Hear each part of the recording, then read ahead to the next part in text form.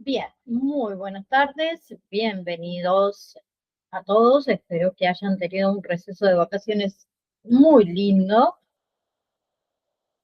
Bien, hoy íbamos a comenzar con lo que son primeros auxilios. Vamos a colocar la presentación, ¿sí?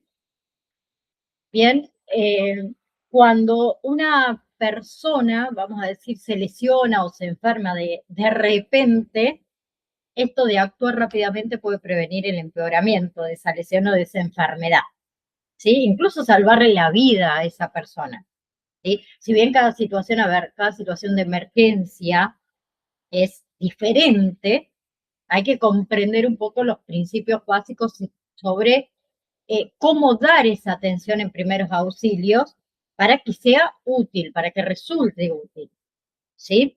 Entonces, ustedes tienen que asegurarse de tener acceso rápido a artículos que van a ser más fácil responder ante una emergencia. Por ejemplo, un kit de primeros auxilios, tanto dentro de casa como dentro del vehículo, por ejemplo. Conocer la ubicación de ese kit de primeros auxilios, ¿sí? Si en su lugar de trabajo tienen un desfibrilador externo automático, un DEA, también conocer dónde se encuentran, ¿sí? Otra cosa importante, hay que mantener una lista actualizada de los números telefónicos de emergencia en sus teléfonos móviles, ¿sí? En el lugar de trabajo, ¿bien? Dentro también del kit, si se puede, de primeros auxilios también, ¿bien? Imagínense si en una comunidad no funciona el sistema del 911. Hay que buscar números telefónicos de, por ejemplo, el departamento de policía, los bomberos, el sistema de servicios de emergencias médicas, ¿sí? Entonces, en una emergencia de riesgo vital, cada segundo va a contar, ¿sí? Entonces, uno al estar preparado para las emergencias, podemos ayudar a asegurar que esa atención se inicie lo antes posible, ¿sí? Ya sea proporcionada por ustedes o por un compañero de trabajo, un miembro de la comunidad o demás, ¿sí? Ahora, el sistema de emergencias médicos o el sistema médico de emergencia es en realidad una red de profesionales, ¿sí? Que están conectados para qué, para proporcionar la mejor atención en todos los tipos de emergencia, ¿sí? Ustedes como miembros de la comunidad van a desempeñar también un rol bastante fundamental, ¿sí? Que ya los vamos a ver. Les voy a colocar primero que nada qué son los primeros auxilios psicológicos, un pequeño videíto para seguir con el rol del sistema de servicios médicos de emergencia.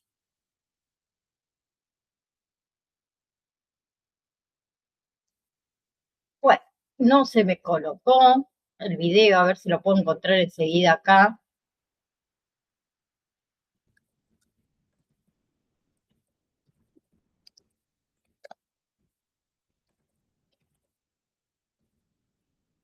A ver si lo encuentro rápido y si no, después acá está. Ahí se los comparto. No se me colocó acá pero no hay ningún problema. Lo colocamos desde YouTube.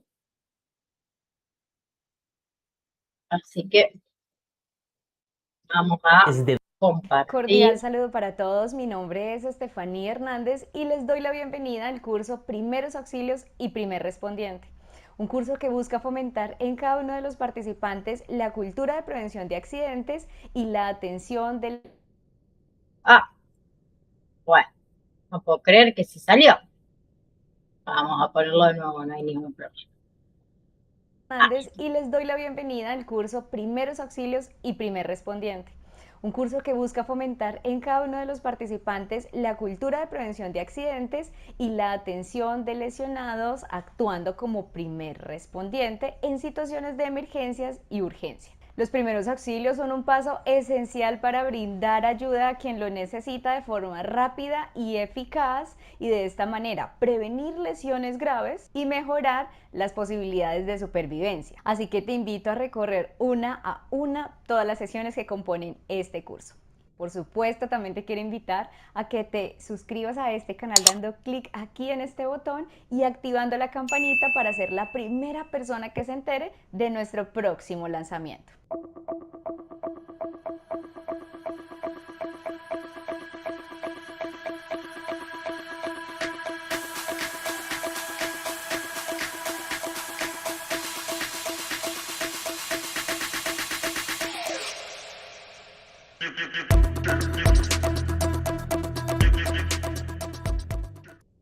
Veamos entonces la temática de esta sesión. Conceptos, objetivos, lineamientos éticos y legales. Conceptos. Primeros auxilios. Técnicas y medidas terapéuticas urgentes que se aplican a las víctimas de accidentes o enfermedades repentinas para salvarles la vida.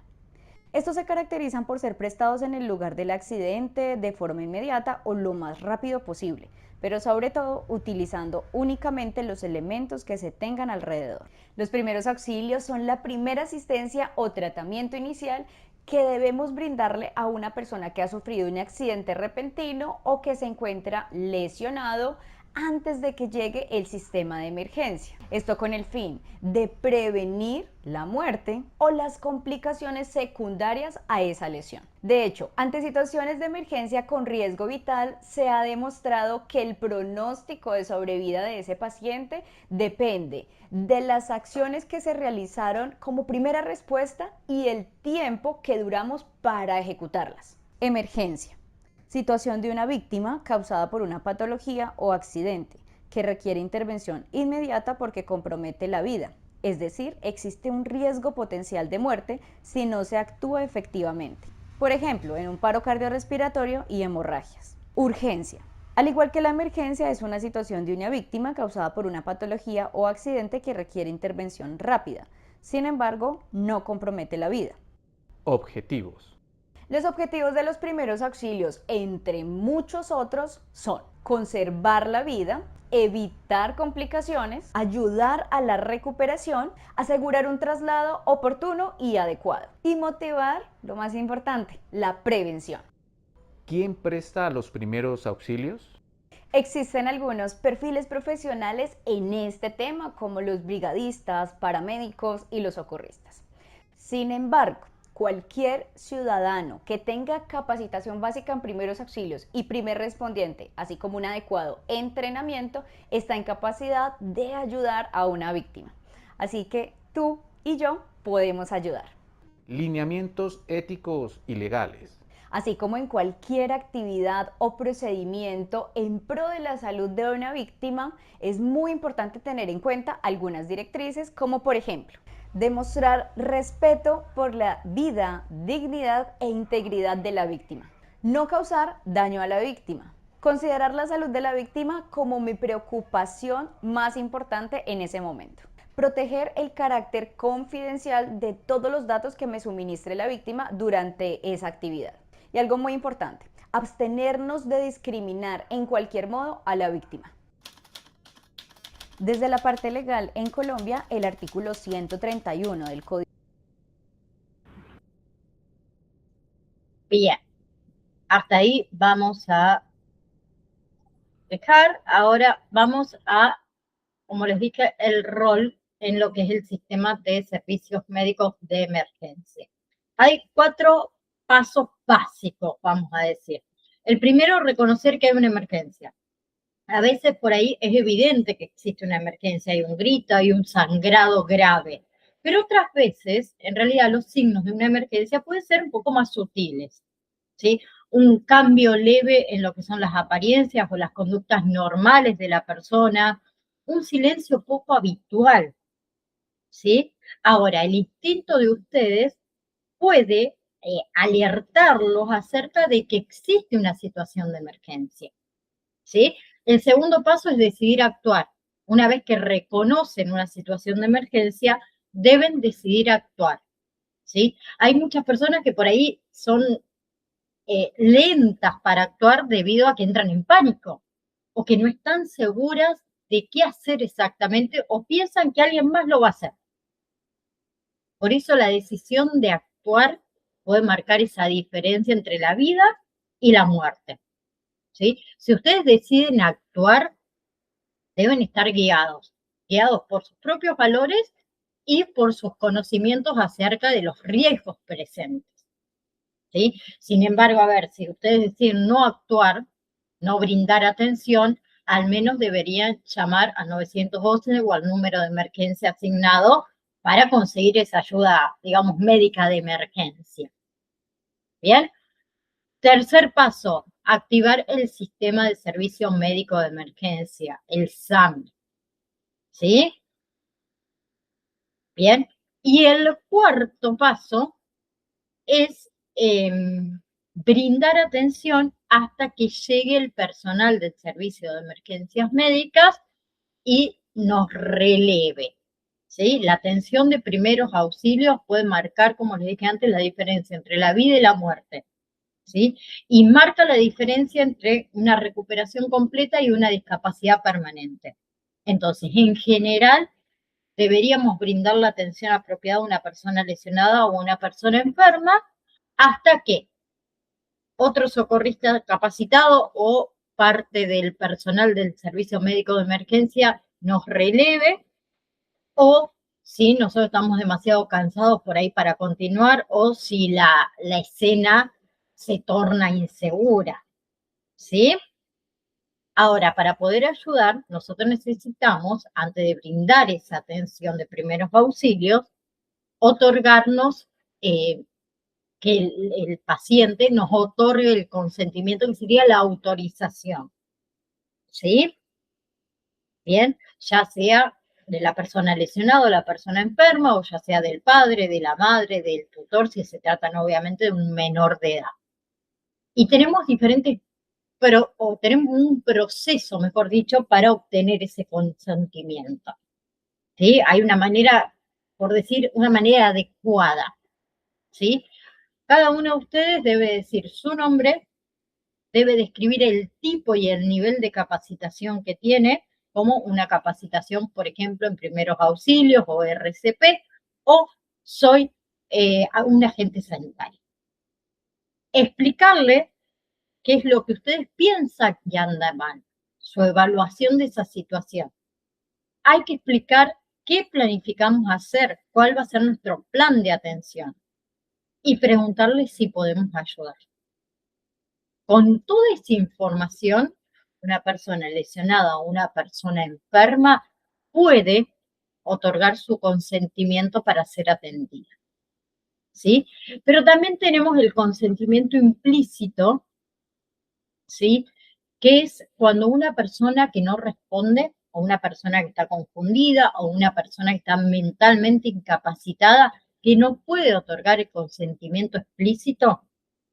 En esos casos, la ley asume que la persona daría su consentimiento si es que pudiera ser, que a eso se lo llama consentimiento implícito, ¿sí? Ese consentimiento implícito también aplica cuando un menor necesita atención médica y el padre, la madre o el tutor del menor no están presentes. Por otro lado, tenemos a veces que nos puede llegar a pasar un rechazo en el consentimiento. Puede negarse esa persona a recibir una atención, incluso si la necesita desesperadamente, ¿no? ¿Sí? La madre, el padre, el tutor de ese menor también pueden negarse a que el menor reciba atención. Y nosotros debemos respetar los deseos de la persona, pero sin antes explicarle a la persona por qué nosotros pensamos que necesita recibir esa atención. Pero no la toquen, no la atiendan si la persona ha rechazado ser atendida, ¿sí? Si nosotros creemos que el estado de esa persona es de riesgo vital, llamamos al personal del servicio médico de emergencia. ¿sí? Para que ellos puedan evaluar esa situación. Bien, a veces también puede pasar lo siguiente, que la persona dé su consentimiento inicialmente, pero luego lo retira. Y nosotros debemos dejar de brindar atención y llamar al personal del servicio médico de emergencia, ¿sí? Si es que todavía no lo hemos hecho. Bien, después por ahí también un caso especial, pero puede suceder, ¿no? Que la persona no hable el mismo idioma que nosotros. ¿Sí? Y por ahí obtener el consentimiento puede presentar un desafío, ¿sí? Traten de buscar a alguien en el lugar que pueda traducirlo, ¿bien? Ahora,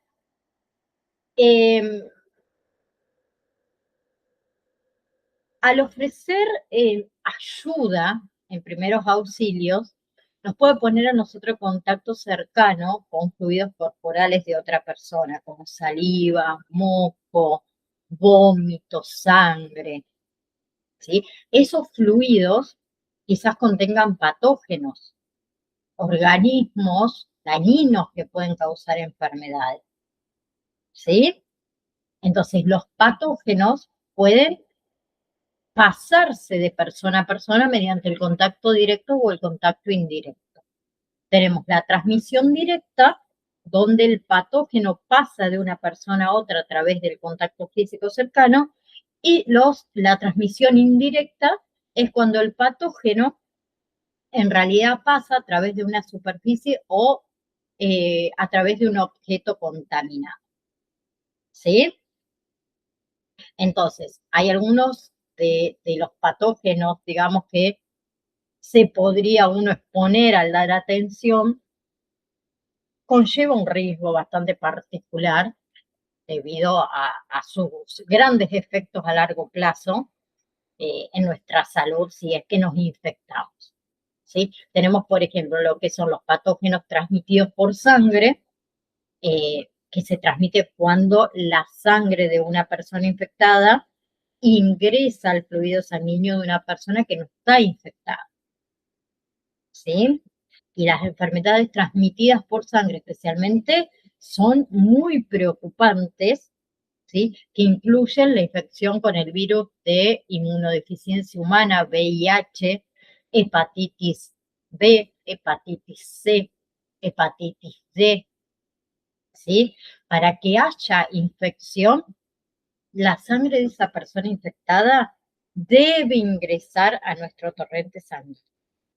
¿Sí? Eso puede ocurrir mediante un contacto directo o un contacto indirecto con la sangre, ¿sí? Si entra en contacto, por ejemplo, con nuestros ojos, con nuestras membranas mucosas, alrededor de nuestra boca, alrededor de nuestra nariz, ¿sí? Si tenemos una laceración en la piel, si nos pinchamos con una aguja contaminada, que eso se llama lesión por pinchazo con aguja, si nos cortamos, por ejemplo, con un vidrio roto que se ha contaminado con sangre, ¿sí? Por ejemplo, el VIH es un virus que invade, chicos, que destruye las células. Esas células que a nosotros nos ayudan a combatir las infecciones. ¿Sí? Una persona infectada con VIH puede desarrollar el síndrome de inmunodeficiencia adquirida, que es el SIDA, y la hace incapaz de resistir o la hace incapaz de controlar infecciones que una persona sana sí la podría hacer. Y sabemos que actualmente no existe una cura, mejor dicho, no un cura, una cura para ese tipo de virus. ¿Sí? Luego tenemos lo que son patógenos de transmisión aérea, que serían patógenos que causan enfermedades expulsadas al aire, ¿sí? Cuando nosotros respiramos, cuando tosemos, cuando alguien estornuda, esa infección se disemina, ¿sí? Cuando una persona no infectada inhala gotitas de respiración que contengan esos patógenos, ¿sí? Un ejemplo de enfermedades de transmisión aérea es, por ejemplo, la tuberculosis, por ejemplo, la influenza, ¿bien? La tuberculosis es una infección bacteriana de los pulmones, que se va a transmitir a través del aire de una persona a otra, ¿sí? Que por más que afecte principalmente los pulmones, también puede afectar los huesos, el cerebro, riñones, ¿sí? Y otros órganos. Y si no se trata, puede ser fatal. ¿Ok?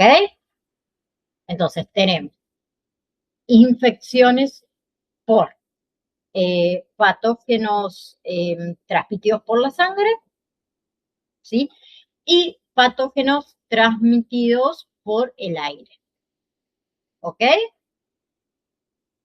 Ahora, de algo que también me gustaría que hablemos es cómo limpiar y desinfectar las superficies y todo lo que es el equipamiento, ¿sí? Todo lo que es equipamiento reutilizable, por ejemplo, en las superficies que se han contaminado con sangre, con algún material potencialmente infeccioso, debe limpiarse, debe desinfectarse siempre adecuadamente antes que puedan utilizarlo nuevamente, ¿sí?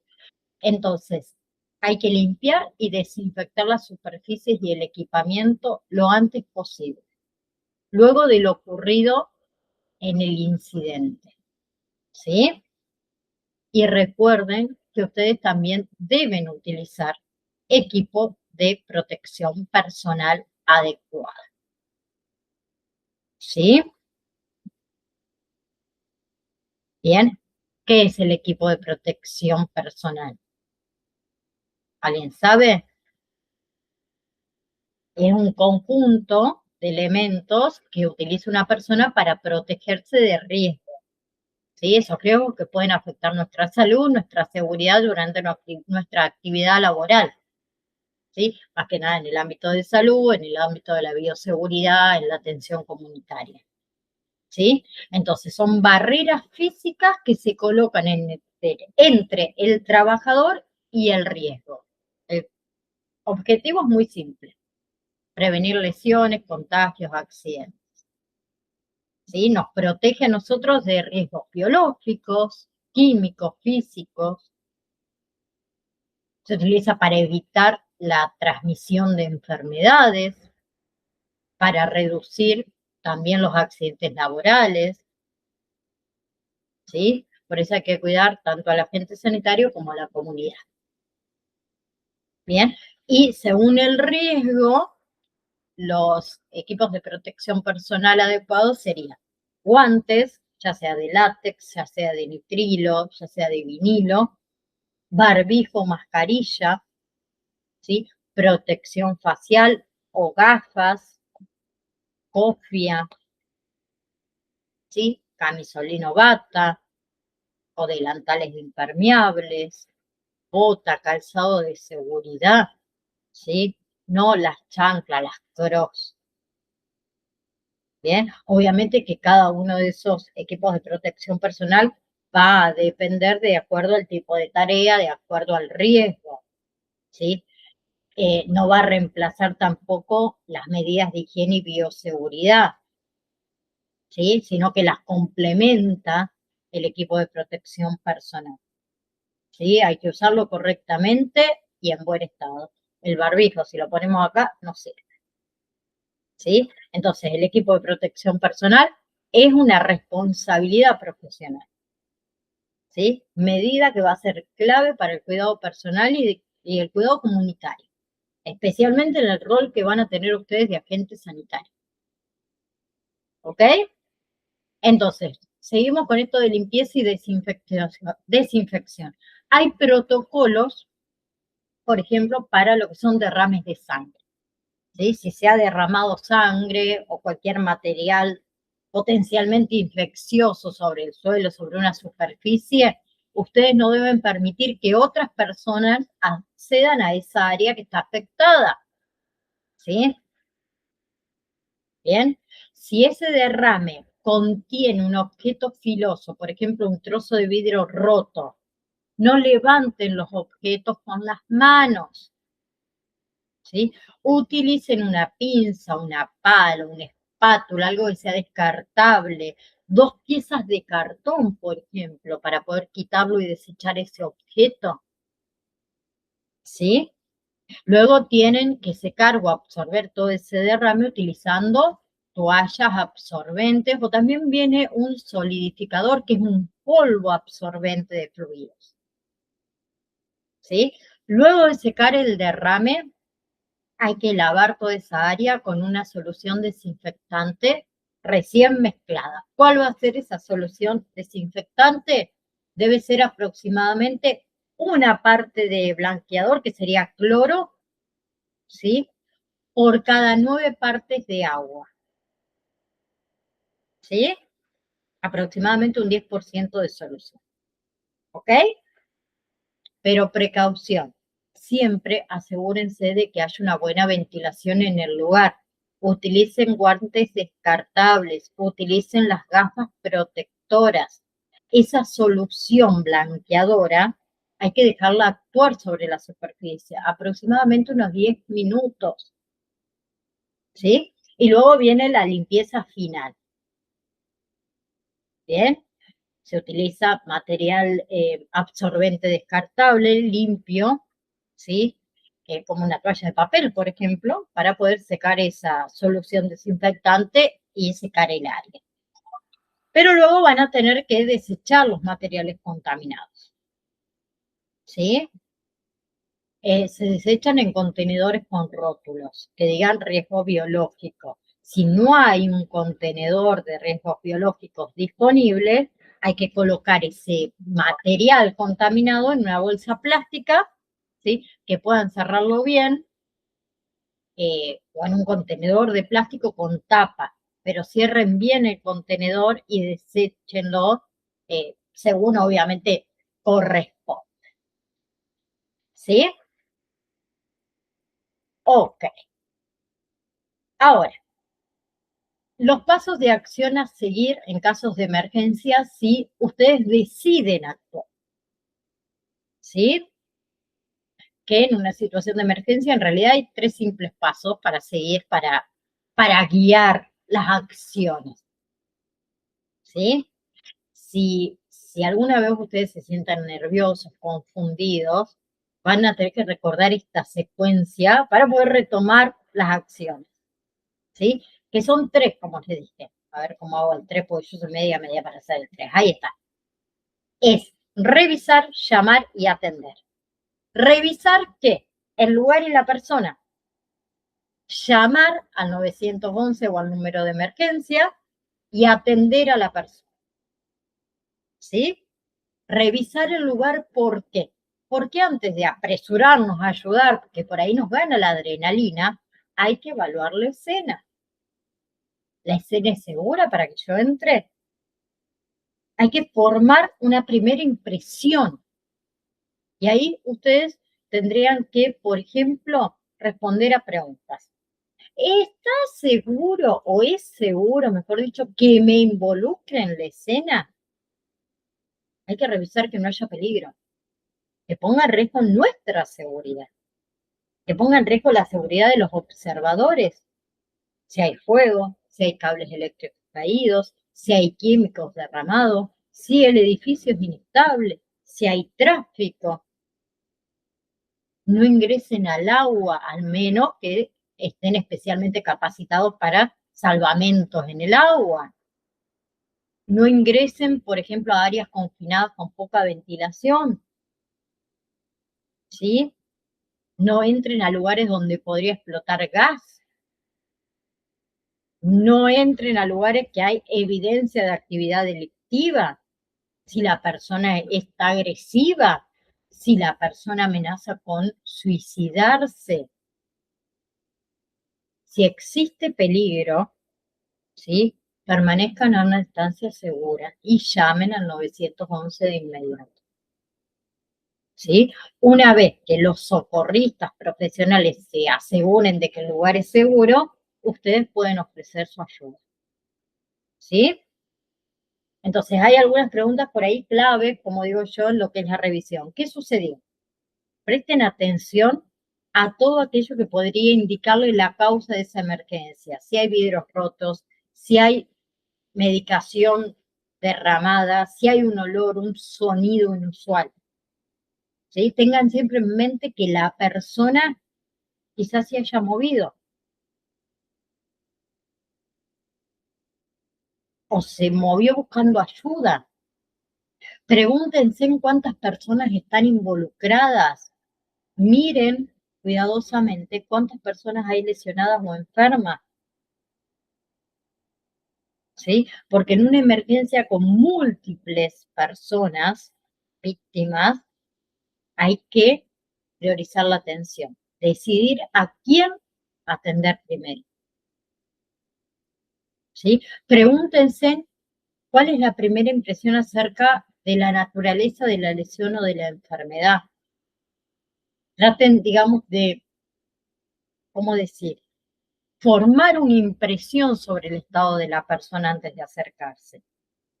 Observen si esa persona luce atenta, si está confundida, si está somnolienta. Observen su piel. Su piel tiene un color normal, está pálida, grisácea, ruborizada.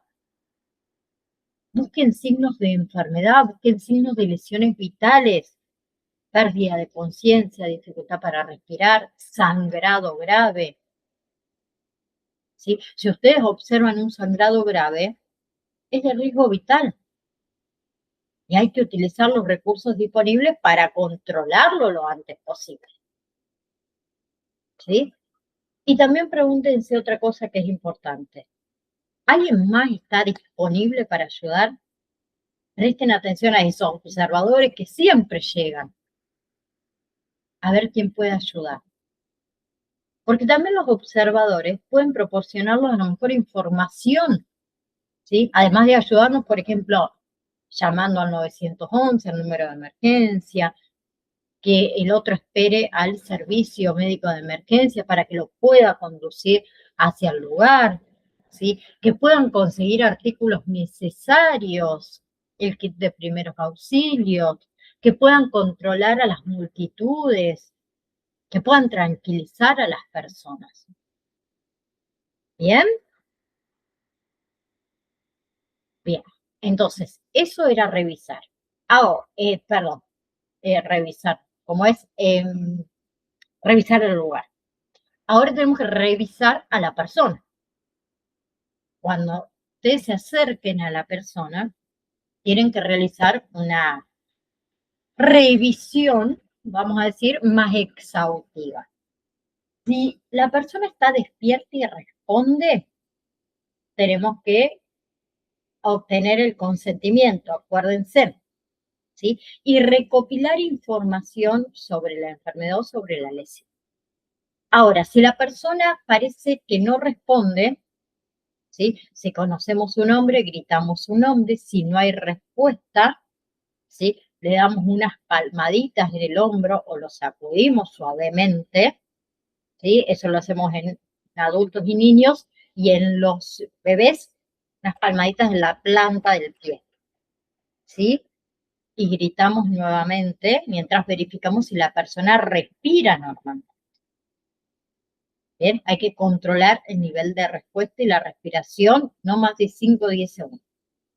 Si la persona no responde, o sea, no se mueve, no abre los ojos, no se queja, no respira o solamente jadea, la persona está inconsciente. En cambio, si la persona responde y respira normalmente, esa persona está consciente. Entonces hay que brindar atención acorde a qué, a las afecciones que encontramos, según también el nivel de conocimiento de ustedes y la capacitación. ¿Sí? Imagínense que su primera revisión revela la falta de respuesta, la dificultad para respirar, un sangrado grave. Hay que activar sí o sí el servicio de emergencia. ¿Sí? Y ahí vamos a el llamado del 911 o el número de emergencia. ¿Sí? La persona que realice ese llamado no debe colgar, ¿sí? Hasta que el despachador del otro lado indique que lo puede hacer. ¿Sí? ¿Por qué? Porque la persona del otro lado puede requerir información adicional, ¿sí? Y muchas veces está capacitado para dar instrucciones de primeros auxilios y RCP por teléfono. Bien, ahora, si en esa situación ustedes están solos, no hay nadie más para hacer la llamada, nadie más. Deben decidir ahí, ¿sí? Si llamar primero o brindar atención o asistencia antes de realizar esa llamada. Eso va a depender según la situación y el tipo de emergencia. ¿Sí? Si su primera revisión no revela afecciones de riesgo vital, asegúrense de llamar al 911. ¿Sí? Bien, para que traigan el kit y que traigan el DEA. Ahora, esto de cuándo llamar primero y cuándo brindar asistencia primero. ¿Sí? Esto de decidir llamar o brindar atención. Es una decisión crítica.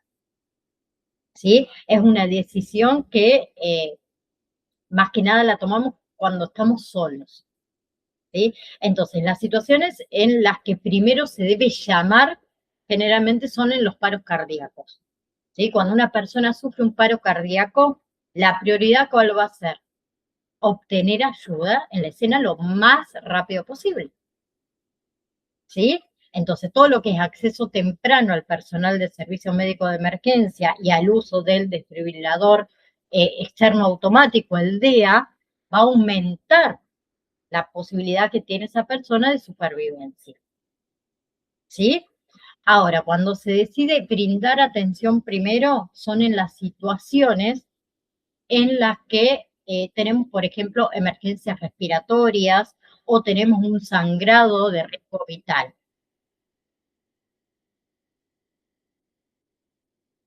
A ver qué me colocó acá, no sé qué es esto.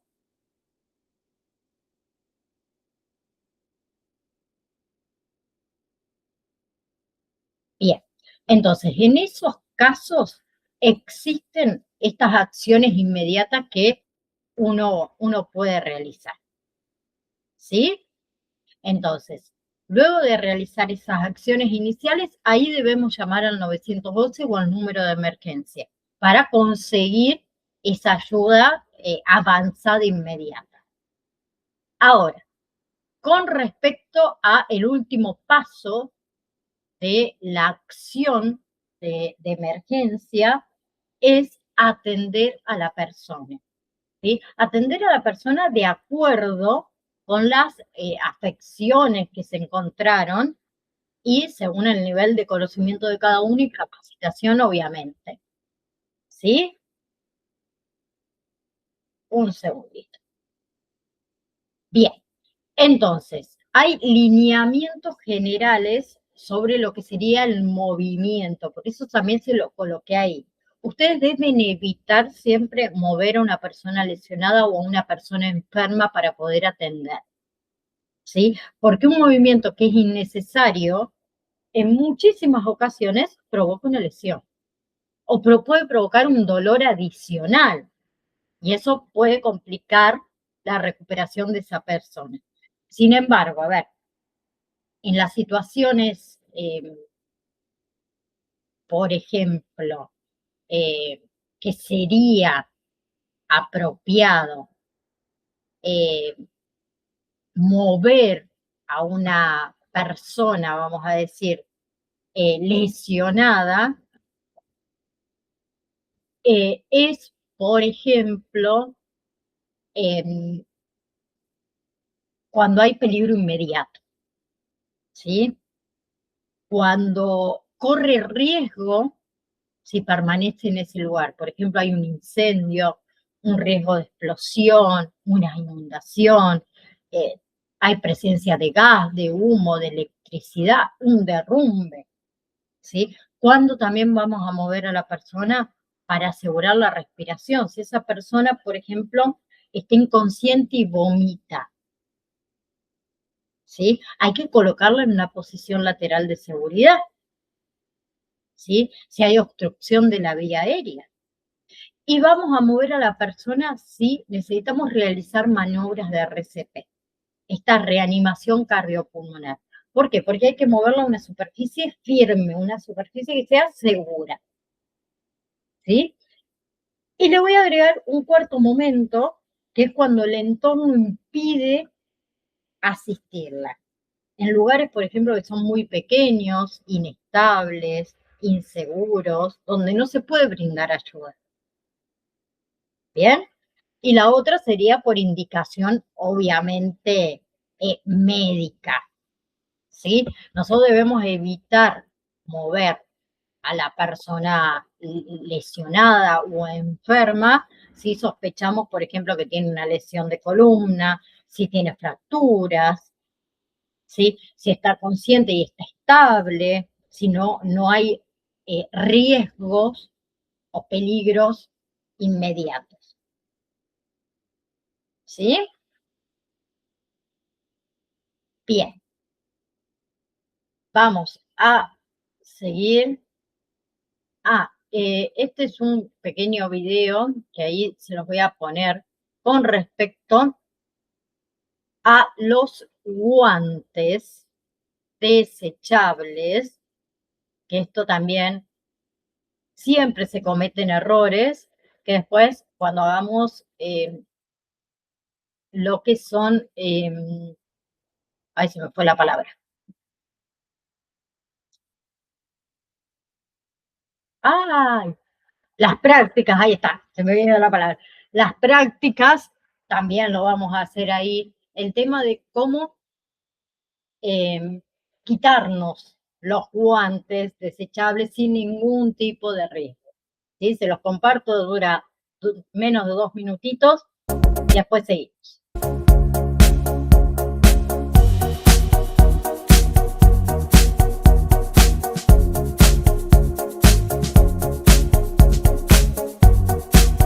Cuando vayamos a realizar un cuidado que requiera el uso de guantes, previamente realizaremos una correcta higiene de manos. Tras la colocación de los guantes y de realizar el cuidado para el que nos los hemos puesto, vamos a hacer especial hincapié en la retirada de los guantes. Para ello, con una de las manos procederemos a realizar un pellizco para hacer tracción hacia abajo y poder retirar este guante sin tocar la parte interna, solamente la parte sucia. Al hacerlo así, esta mano la tenemos liberada y limpia. Recogeremos con este guante con esta mano y con 2 dedos introduciéndolos por la parte interna, que también está limpia, procederemos a la retirada y darle la vuelta de esta manera para poder tocarlo solo por la parte interna que está limpia y desecharlo en la papelera. Tras desecharlo en la papelera, volveremos a realizar una correcta higiene de manos.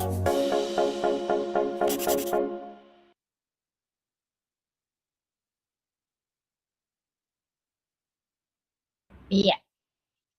Ahora sí.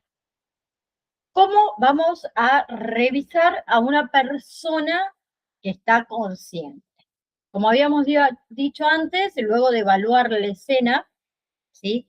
Si la primera evaluación de ustedes, de la persona, revela que está consciente, que está despierta, tenemos que seguir también unos pasos muy simples, ¿sí? El primero era obtener el consentimiento, ¿sí? Comenzando, como habíamos dicho antes, en presentarse, en obtener ese consentimiento para poder brindarle a esa persona la atención. Luego tenemos que recolectar información, ¿sí? Si la persona obviamente no tiene ninguna afección de riesgo vital evidente, ¿no?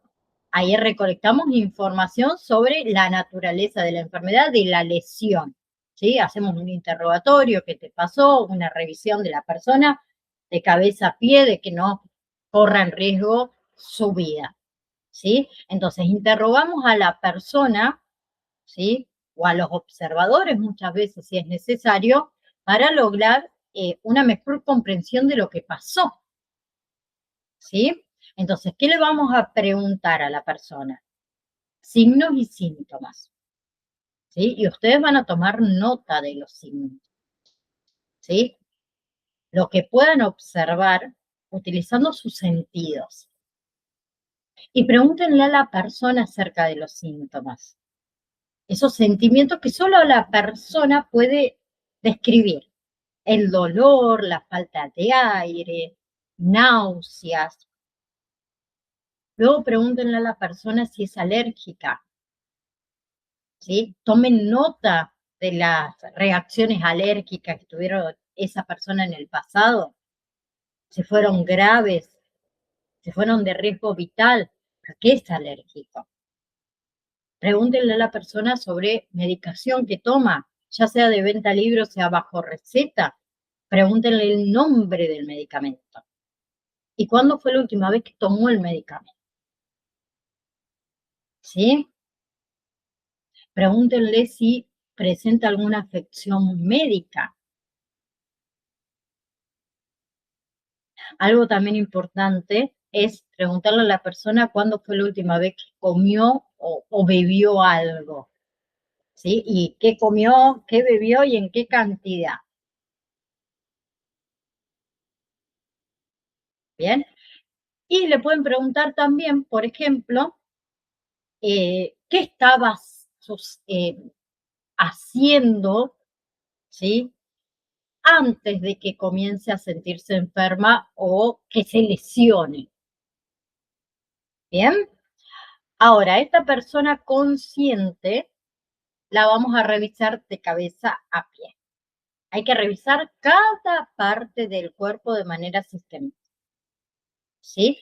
Mientras ustedes revisan, busquen con la vista, y con el tacto signos de lesiones, sangrado, cortes, quemaduras, moretones, hinchazones, deformidades, ¿sí? Y algo importante, no le pidan a la persona que se mueva, ¿sí? Si ustedes piensan que tiene una lesión en la cabeza, en el cuello, en la columna, ¿sí? O si le causa a esa persona molestia o dolor. Entonces, ¿qué vamos a revisar? Primero que nada, cabeza y cuello. Revisen el cráneo, revisen el rostro, los oídos, los ojos, la nariz, la boca, el cuello, para detectar signos de lesión. Luego revisamos hombros, ¿sí? También para detectar signos de lesión. Revisen cada brazo, cada mano, uno a la vez, busquen signos de lesión. Pídale a la persona que mueva los dedos, que muevan las manos. Luego revisamos pecho y abdomen, en busca también de signos de lesión. Y le podemos pedir a la persona que respire hondo, que luego exhalen. Ahí buscamos signos de dificultad para respirar o cambios en la respiración, ¿sí? Preguntarle a la persona si siente dolor al respirar. Luego bajamos a las caderas, ¿sí? Preguntamos a la persona si tiene dolor en las caderas. Luego tenemos piernas y pies. Cada uno a la vez se revisa, se busca signos de lesión. Se le pide a la persona que mueva los dedos de los pies, ¿sí? Y también en esa búsqueda de cabeza-pies, identifiquen si tienen alguna identificación médica, si lleva alguna etiqueta de identificación médica, ¿sí? Generalmente en el cuello, en la muñeca, en los tobillos. Hoy con el tema de las alergias a la medicación, muchos se tatúan, ¿sí? Entonces, eso vamos a hacer. Luego de la revisión, ¿sí? Se brinda atención. ¿Bien? Vamos a brindar una atención a cualquier afección encontrada siempre y cuando sepamos cómo realizar, ¿sí? Si su revisión revela algún signo o algún síntoma de lesión o enfermedad, llamamos al servicio de emergencia, de ser necesario, y brindamos la atención adecuada, pertinente, con las afecciones que encontramos y con el nivel de conocimiento y capacitación de cada uno de ustedes, ¿sí? Y tienen que estar alertas a esos signos que indiquen que su estado puede empeorar, ¿sí? Ahora, si la persona no presenta signos, no presenta síntomas aparentes de lesión o de enfermedad, ¿sí? Hay que hacer que esa persona descanse en una posición cómoda, ¿sí? Y nosotros continuamos prestando atención a cualquier cambio, obviamente en el estado de esa persona. ¿Bien? Bien. Ahora, con respecto a la estrategia para la recolección de información eficientemente. Una comunicación, una interacción efectiva con esa persona lesionada o enferma, va a incrementar el nivel de comodidad con nosotros y vamos a poder obtener mucho más fácil la información para brindar esa atención apropiada. ¿Sí? Nosotros tenemos que adaptarnos obviamente a la edad de la persona y a cualquier situación o circunstancia especial. ¿Sí? Cuando la persona lesionada o enferma, por ejemplo, tiene una discapacidad, ¿sí? Un miembro de la familia, un cuidador o cualquier otra persona que conoce bien, ¿sí?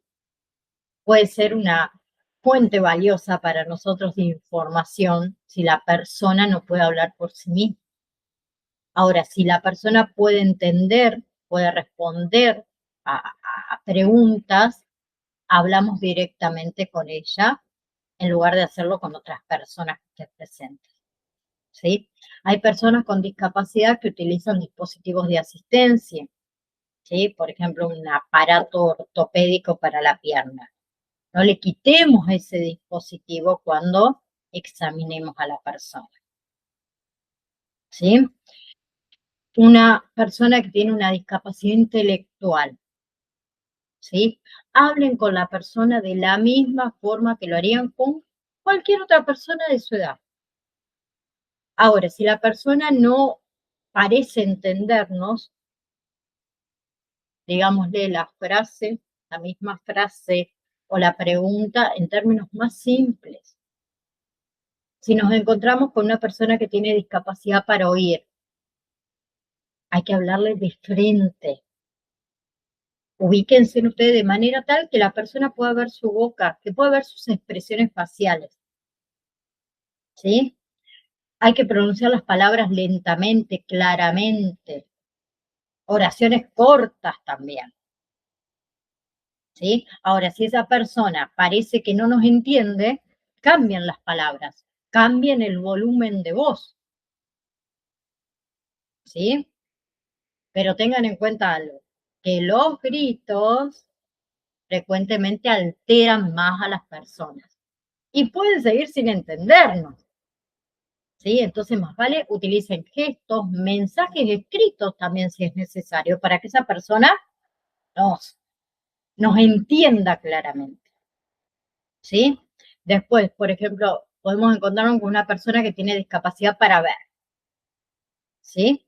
Ahí hablamos con una voz normal, no es necesario gritar. ¿Sí? Entonces, mientras lo atendemos, le explicamos lo que estamos haciendo. ¿Sí? Ahora, cuando esa persona lesionada o enferma habla otro idioma, ¿qué hacemos?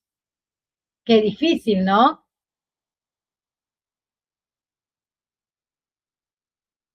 ¿Qué hacemos? Averiguar si algún transeúnte por ahí habla el mismo idioma que la persona y nos puede asistir traduciéndolo, ¿sí? O la otra opción es la comunicación en forma no verbal, utilizando gestos, expresiones faciales, ¿sí? Y cuando llamemos al servicio de emergencia, ahí expliquémosle que estamos teniendo esta dificultad para comunicarnos con esta persona, ¿sí? Y dígale que no habla nuestro mismo idioma, ¿sí? Que si hay alguna persona del servicio de emergencia que hable el mismo idioma, mucho mejor. ¿Bien? Ahora, lo último que vamos a ver esta clase, la adaptación por edad. ¿Sí? Bien. A ver, acá cuando esa persona lesionada o enferma es un niño, ¿sí? Si el padre, la madre o el tutor no, están presentes, ¿sí? Recuerden el consentimiento, ¿sí? Ahora, si el niño es lo suficientemente grande para entender y responder preguntas, hablamos directamente con el niño, obviamente utilizando un lenguaje que sea apropiado para su edad, ¿sí? No le preguntamos al papá o a la mamá o al tutor, ¿sí? Tengan en cuenta algo. Los niños frecuentemente reciben las señales emocionales de los adultos. Entonces tenemos que mantenernos calmados. Tenemos que animar al padre, a la madre, a hacer lo mismo. ¿Sí? Ahora, si nuestra atención, la atención que debemos realizarle a ese niño, puede generar malestar, dolor, explicarle a ese niño que puede llegar a generar eso, para que sea entendible. Nunca le hagan promesas, ¿sí? Que no podemos respaldar. ¿Sí? Por ejemplo, no le digan, ay, vas a ver que no es doloroso. ¿Sí? Y hay que tener en cuenta también otra cosa, la etapa del desarrollo del niño. ¿Sí? En bebés, desde el nacimiento hasta el año de edad, si es posible, hay que examinar al bebé mientras es sostenido por la madre, el padre o tutor, ¿sí? O está sentado en los pies, en la espalda de ellos. A los niños pequeños de 1 año a 3 años, si es posible, hay que darle a ese niño unos minutos para que se adapte, ¿sí? Ante nosotros, antes de intentar revisarlo o antes de intentar examinarlo, ¿sí? Permitirle que sostenga, no sé, algún juguete, algo que lo pueda mantener tranquilo. A los niños en etapa preescolar de 3 a 5 años, hay que permitirle examinar cosas, por ejemplo, los vendajes, podemos mostrarle lo que vamos a hacer con un muñeco, con un peluche, ¿sí? Muchas veces ellos también tienen esos miedos eh, a, a la mutilación de su cuerpo, ¿sí? Pueden alterarse mucho si ven lesiones, entonces también ténganlo en cuenta. Después tenemos los niños en etapa escolar de 5 a 12 años, ¿sí? Que acá ya directamente las preguntas del niño, honestamente, tienen que ser, ¿sí? Y las responde, ¿bien? Y permítanle que sepa que si lo que nosotros vamos a hacer provoque dolor, que lo sepa. Y después tenemos los adolescentes de 12 a 20 años, ¿sí? Que hay que respetar su modestia y también sepan que pueden sentirse por ahí más cómodos al ser examinados por una persona del mismo sexo. ¿Bien? Ahora, cuando la persona lesionada o enferma es una persona adulta mayor, ¿sí? Consideren llamarlo formalmente señor, señora. Señor, señora y el apellido, en lugar de un diminutivo, ¿sí? Eso es un signo de respeto más que nada, ¿sí? Ahora, un miembro de la familia o el cuidador puede ser también esta fuente valiosa, como lo llamo yo, de información, si es que el adulto mayor no puede hablar por sí mismo, ¿sí? Pero nosotros le hablamos claramente y lo suficientemente fuerte para que esa persona escuche, pero no gritando. Ahora, si la persona parece que no entiende, cambiemos nuestras palabras, no cambiemos el volumen de la voz, ¿sí? Cuando nosotros lo interroguemos, evitemos apresurarnos, ¿sí? Hay que darle tiempo a esa persona para que procese la pregunta y pueda responder, ¿sí? Si utiliza audífonos, asegúrense que esté bien colocado, que esté encendido. Si utiliza lentes, que los tenga puestos, ¿bien? Y ahí tenemos que tener en cuenta los signos y los síntomas de una emergencia médica en adultos mayores, que son señales, ¿sí? Dolores de cabeza, cambio en el nivel de actividad, cambio en el nivel del estado mental. ¿Ok? Ahora, lo voy a anotar, me queda, obviamente, de primeros auxilios, hablar un poquito más la clase próxima. Denme un segundo. Ahí está. Nos queda charlar. 17. ¿Cómo interrogar a la persona? ¿Sí? Nos queda hablar de cómo revisar a una persona que está lesionada o está enferma, que parece que no responde, ¿sí? Esta persona que no está consciente, ¿sí? Que es fundamental, no es mucho lo que nos queda de primeros auxilios, un segundito, sanitario. No sé si, Rosa, podés hablar o escribirme. Tengo una pequeña duda con respecto a lo que vieron con el profe S. Quiero saber si vieron, ¿sí? Por ejemplo, cómo se realiza la reanimación cardiopulmonar. Yo sé que vieron los signos vitales, me habían dicho la clase pasada, ¿sí? No sé si esa parte la llegaron a ver, RCP, cómo actuar ante una herida, ante una lesión, ¿sí? Porque no quiero avanzar con el tema de inmunizaciones si no vieron primero que nada, obviamente, esa parte, porque yo les estoy enseñando acá los primeros auxilios, cómo se deberían realizar siguiendo los pasos, pero no les estoy enseñando al 100% cómo hacer, por ejemplo, una curación de heridas, cómo realizar una RCP. Si alguien me lo puede decir, si lo vieron, ¿no? Mucho mejor. Ah, bien, bien, Rosa. Muchísimas gracias. Entonces, vamos a hacer una cosa.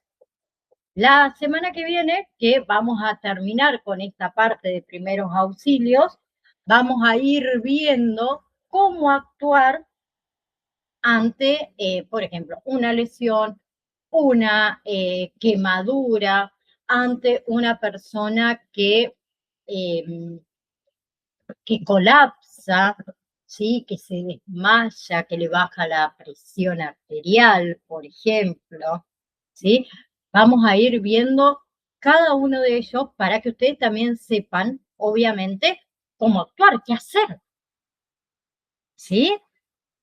Entonces, quiero que vayamos viendo, obviamente que lo vamos a ver en forma reducida, ¿sí? En enfermería y paramédico lo vemos mucho más completo, obviamente, pero qué hacer ante la obstrucción de la vía aérea, por ejemplo, el atragantamiento, ¿sí? Las quemaduras, creo que lo dije, ante una lesión, por ejemplo,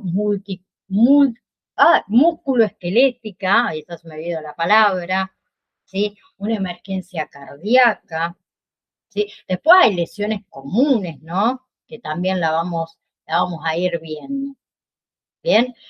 Ante una hemorragia, ¿qué hacer también, no? ¿Sí? Porque la hemorragia es lo primero que se lleva a la vida. Bien, entonces, gracias Rosa por responderme. Entonces vamos a hacer eso, ¿sí? Bien, espero entonces vernos la próxima semana, que tengan un hermoso resto de semana, que ya nos faltan poquitos días para culminar, y nos vamos a ver el próximo jueves a las 18:05 más tardar. Recuerden que nos vamos a encontrar aquí. Un beso enorme a cada uno de ustedes.